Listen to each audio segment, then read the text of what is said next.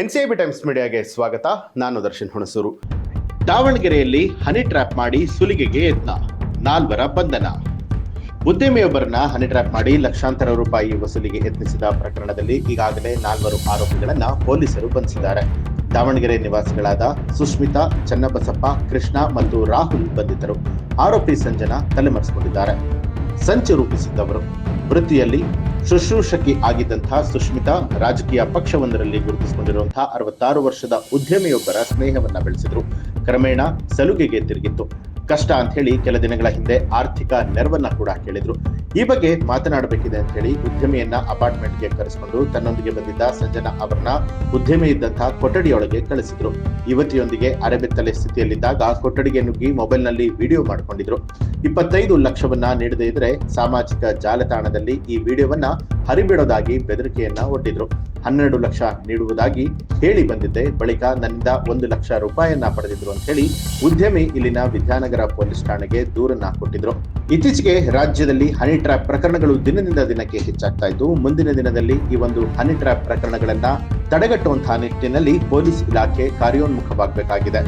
ದಾವಣಗೆರೆಯ ವಿದ್ಯಾನಗರ ಪೊಲೀಸ್ ಠಾಣಾ ವ್ಯಾಪ್ತಿಯ ಸಿದ್ದವೀರಪ್ಪ ಬಡಾವಣೆಯಲ್ಲಿ ಹನಿ ಟ್ರ್ಯಾಪ್ ಪ್ರಕರಣ ನಡೆದಿತ್ತು ಅಂತ ಹೇಳಲಾಗಿತ್ತು. ಹನಿ ಟ್ರ್ಯಾಪ್ ಮಾಡಿದ್ದ ಸುಷ್ಮಿತಾ, ಬೆಕ್ಕಿನಕಣ್ಣು ಕೃಷ್ಣ, ರಾಹುಲ್, ಚನ್ನಬಸಪ್ಪ ಅನ್ನುವಂತಹ 4 ಆರೋಪಿಗಳನ್ನ ಪೊಲೀಸರು ಬಂಧಿಸಿದ್ದಾರೆ. ಈ ಕುರಿತು ಎಸ್ಪಿ ಶೇಖರ್ ಹೆಚ್ ತೆಕ್ಕಣ್ಣನವರವರು ಪ್ರತಿಕ್ರಿಯೆ ಕೊಟ್ಟು ಹನಿ ಟ್ರ್ಯಾಪ್ ಕುರಿತು ವಿದ್ಯಾನಗರ ಪೊಲೀಸ್ ಠಾಣೆಯಲ್ಲಿ ಈಗಾಗಲೇ ಪ್ರಕರಣ ದಾಖಲಾಗಿದೆ.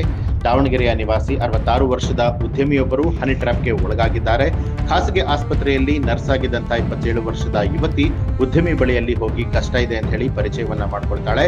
ಆ ಪರಿಚಯ ಸ್ನೇಹವಾಗಿ ಬೆಳೆಯುತ್ತೆ. ನಂತರ ಇವರು ಆರೋಪಿಗಳೊಂದಿಗೆ ಸಂಚನ್ನ ರೂಪಿಸಿ ಸಿದ್ದವೀರಪ್ಪ ಬಡಾವಣೆಯ ಖಾಸಗಿ ಅಪಾರ್ಟ್ಮೆಂಟ್ ನಲ್ಲಿ ಸಂತ್ರಸ್ತ ಇರೋದನ್ನ ತಿಳಿದುಕೊಂಡು ಅಲ್ಲಿಗೆ ಹೋಗಿ ವಿಡಿಯೋನ ಮಾಡಿಕೊಂಡಿದ್ದಾರೆ. ನಂತರ ವಿಡಿಯೋ ತೋರಿಸಿ ದುಡ್ಡಿಗೆ ಡಿಮ್ಯಾಂಡ್ ಮಾಡಿದ್ದಾರೆ ಅಂತ ತಿಳಿಸಿದ್ರು. ಇನ್ನು ವಿಚಾರಕ್ಕೆ ಸಂಬಂಧಪಟ್ಟ ಹಾಗೆ ರಾಜ್ಯ ಪಂಚಾಯಿತಿ ಮಾಡುವುದಾಗಿ ಬೇರೆ 2 ಆರೋಪಿಗಳು ಅಲ್ಲಿ ಸೇರಿದ್ದಾರೆ. ಆಗ ಸಂತ್ರಸ್ತನಿಗೆ ವಿಡಿಯೋ ತೋರಿಸಿ ನಮ್ಮ ಬೇಡಿಕೆಗೆ ಒಪ್ಪದೇ ಇದ್ರೆ ಎಲ್ಲಾ ಸೋಷಿಯಲ್ ಮೀಡಿಯಾ ಹಾಗೂ ಮಾಧ್ಯಮಗಳಲ್ಲಿ ಇದನ್ನ ಹರಿಬಿಡುತ್ತೇವೆ ಅಂತ ಹೇಳಿ ಹೆದರಿಸಿದ್ದಾರೆ. 25 ಲಕ್ಷಕ್ಕೆ ಬೇಡಿಕೆ ಇಡ್ತಾರೆ. ಆಗ ಉದ್ಯಮಿ 12 ಲಕ್ಷ ಕೊಡೋದಾಗಿ ಹೇಳಿ ಆ ಸ್ಥಳದಿಂದ ಬಂದಿರ್ತಾರೆ. ನಂತರ ಅವರಿಗೆ ಪದೇ ಪದೇ ಫೋನ್ ಮಾಡಿ ಹೆದರಿಸಿದ್ದಾರೆ. 1 ಲಕ್ಷ ತೆಗೆದುಕೊಂಡು ಆಂಜನೇಯ ಬಡಾವಣೆ ಬಳಿಯಲ್ಲಿ ಬರೋದಕ್ಕೆ ಹೇಳಿದ್ದಾರೆ. ಅಲ್ಲಿಗೆ ಹೋದಾಗ 1 ಲಕ್ಷ ರೂಪಾಯಿಗಳನ್ನ ಆರೋಪಿಗಳು ಕಿತ್ಕೊಂಡು ಪರಾರಿಯಾಗಿದ್ದಾರೆ. ಮತ್ತೆ ಹೆಚ್ಚಿನ ಹಣಕ್ಕೆ ಬೇಡಿಕೆ ಇಟ್ಟಿದ್ದಾರೆ. ಈ ಹಿನ್ನೆಲೆಯಲ್ಲಿ ಪ್ರಕರಣವನ್ನ ದಾಖಲು ಮಾಡಿಕೊಂಡು 4 ಆರೋಪಿಗಳನ್ನ ದಸ್ತಗಿರಿ ಮಾಡಿದ್ದೇವೆ. 1 ಲಕ್ಷ ರೂಪಾಯಿಗಳನ್ನ ಸೀಸ್ ಮಾಡಿದ್ದೇವೆ. ಇದು ಮೇಲ್ನೋಟಕ್ಕೆ ಹನಿ ಟ್ರ್ಯಾಪ್ ರೀತಿಯಲ್ಲೇ ಕಾಣ್ತಾ ಇದೆ. ಆರೋಪಿಗಳ ಮೊಬೈಲ್ ಅನ್ನ ಸೀಸ್ ಮಾಡಿದ್ದು ತನಿಖೆಯನ್ನ ನಡೆಸಲಾಗ್ತಾ ಇದೆ. ಬಂಧಿತ ಆರೋಪಿಗಳ ಪೈಕಿ ಬಿಳಿಚೋಡು ವಾಸಿಯೊಬ್ಬ ಇಂತಹದ್ದೇ ಒಂದು ಪ್ರಕರಣ ಸೇರಿದಂತೆ ಇತರ 4 ಪ್ರಕರಣಗಳಲ್ಲಿ ಭಾಗಿಯಾಗಿದ್ರು ಅನ್ನುವಂಥದ್ದು ತಿಳಿದು ಬಂದಿದೆ ಅಂತ ಹೇಳಿ ತಿಳಿಸಿದ್ದಾರೆ. ಈ ಒಂದು ಮಾಹಿತಿಗೆ ಸಂಬಂಧಪಟ್ಟ ಹಾಗೆ ನಿಮ್ಮ ಅನಿಸಿಕೆ ಅಭಿಪ್ರಾಯವನ್ನ ಕಮೆಂಟ್ ಮಾಡಿ. ಹಾಗೆ ನೀವೇನು ಕೂಡ ನಮ್ಮ ಚಾನಲ್ ಅನ್ನ ಸಬ್ಸ್ಕ್ರೈಬ್ ಮಾಡಿಲ್ಲ ಅನ್ನುವಂಥದ್ದಾದ್ರೆ ಈಗಲೇ ಸಬ್ಸ್ಕ್ರೈಬ್ ಮಾಡಿ, ಬೆಲ್ ಐಕಾನ್